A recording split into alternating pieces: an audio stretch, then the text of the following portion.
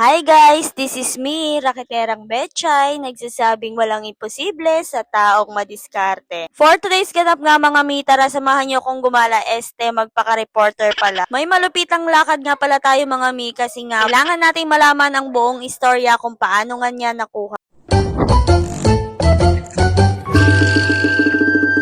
Barangay ko nga lang pala si Ate Desiree yung nakakuha ng 5,000 kay Uncle.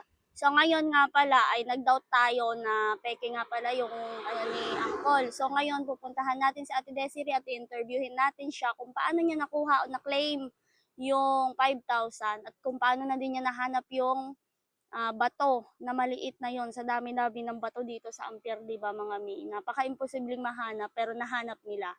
So samahan niyo akong interviewin si Ate Desiree. Let's go! So, yun na nga mga mi, agad-agad ako nagpunta dun sa lugar niya. Pagaling talaga ako dyan, pero hindi ko alam kung anong pupuntahan. So, ayun na nga pala, hindi na ako nakapagtiis at nagtanong na lang ako. Ay, baka mapadpad tayo sa ibang bansa kung hindi tayo magtatanong mga mi. Huy, ibang bansa. Pero ito na nga mga mi, sa kabundukan talaga ako napadpad. Charis. Ito nga lang pala yung daan na papunta kay Ate Desiree. O, diba, kala ko naliligaw na ako. Hi guys, andito na nga pala tayo sa bahay ni Ate Desiree. So, samahan niyo akong interviewin siya ng one-on-one kung paano niya nakuha yung bato na may 5,000 na idinrap ni Uncle. Let's go! Nahirapan ba kayo ate na hanapin yung bato? Medyo po nahirapan kasi madilim po ay. Saka sobrang liit ng bato Sobrang liit po. Tapos ang dami pang bato. Mm-mm. Kaya napaka-imposible. Kasi nung una talaga, kung ako ang tatanungin, nag-doubt talaga ako na makuha nila yung batong iyon. Tapos talagang nagtaka ako nung nakita ninyo. Kaya sabi ko ganun, imposibleng makita yung batong yun kasi ang liit-liit. Pero nakita, paano mo naman ate nakuha yung yung pera? 'Di ba nag-post ako tapos paano naman sa'yo inabot ni Uncle? Eh 'di ba ang layo niya? Opo. Ayun na nga po, sinend through GCash ni Uncle yung 5K na premyo ko. Thank you, Uncle.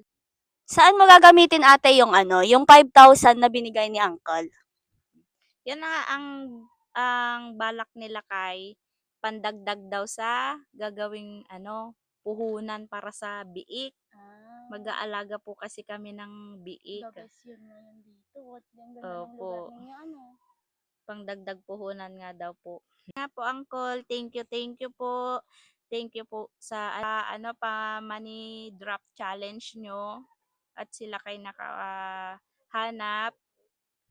Kay Ma'am Betchay po, thank you so much po sa pag-share po ng mga video, pag-vlog po at napansin po ni Uncle. Thank you po. Sa mga nag-share, nag-mention po kay Uncle, thank you so much din po. Dahil sa inyo, nakuha ko na po yung premyo ko. Thank you po. So, ayun na nga, thank you po sa pamadig drop ni Uncle. Kung gusto, wag nyo din po kakalimutan, paki-follow and share din ang video ito. Yun